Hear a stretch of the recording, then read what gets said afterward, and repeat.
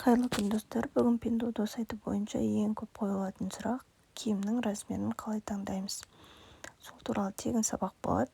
Лайфхактармен бөлісемін, видеоның соңына дейін қарап өтіңіз. Қараңыздар, Pinduoduo приложениесінен қазір кез келген киімді ашып көрсететін боламын. Киімдер разделіне өтеміз. Мысалы, бірінші кофта.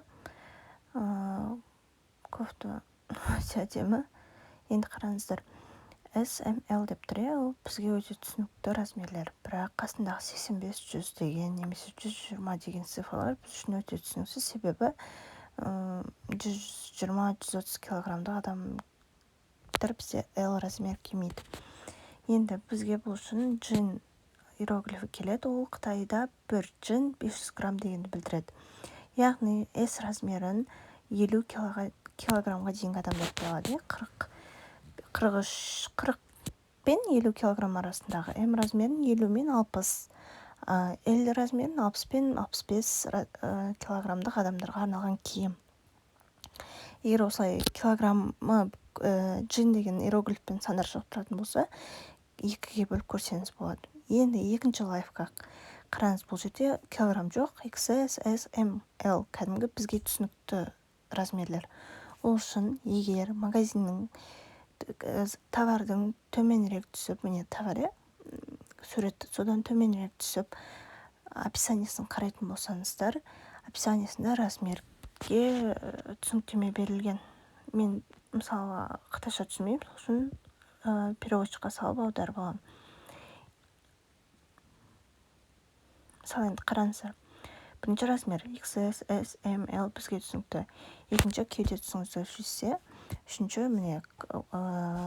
размер плеч дейді, одан кейін киімнің ұзындығы.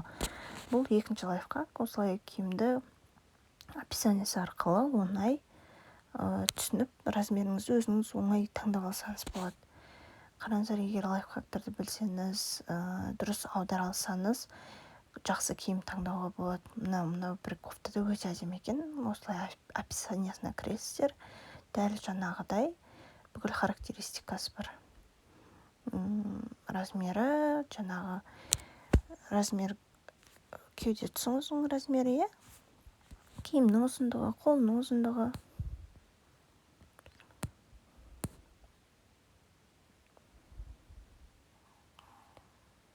Енді екінші қараңыздар. Брюки. Джинсовый, классический, карго өте көп. Джинсовыға кіретін болсақ, опять. Міне кіресіз, описанияға кіресіз, скрин жасайсыз, перевод жасайсыз. Ешқандай қиындығы жоқ. Любой переводчикпен аударуға болады. Но екінші классический түрі.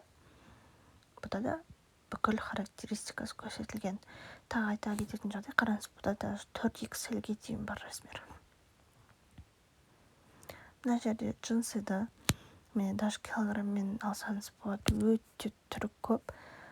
Киімнің размерін дұрыс таңдай алсаңыз, киім сіз ойлағандай болып келеді.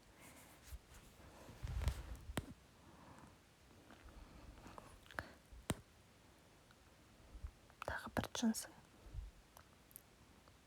Барлық характеристикасы бар. Сабақ пайдалы болса, каналға тіркеліп, лайк басып кетіңіздер. Аяқ киімге келетін болсақ, аяқ киімде ол көбінесе стандарт размермен келіп жатады, аяқ киімдер. Немесе ең оңай продавецке жазсаңыз болады. Менің аяғымның размері осындай. Менің аяғым осынша сантиметр, мен қандай размер заказ берсем болады деп. Қытайдың продавецтері өте кері байланысты жақсы береді, олар сіздерге міндетті түрде жауап береді. Егер түсіндіре алмаса жазады, я не понимаю вас, дорогая, деп переводқа солай шығып жатады көбінесе.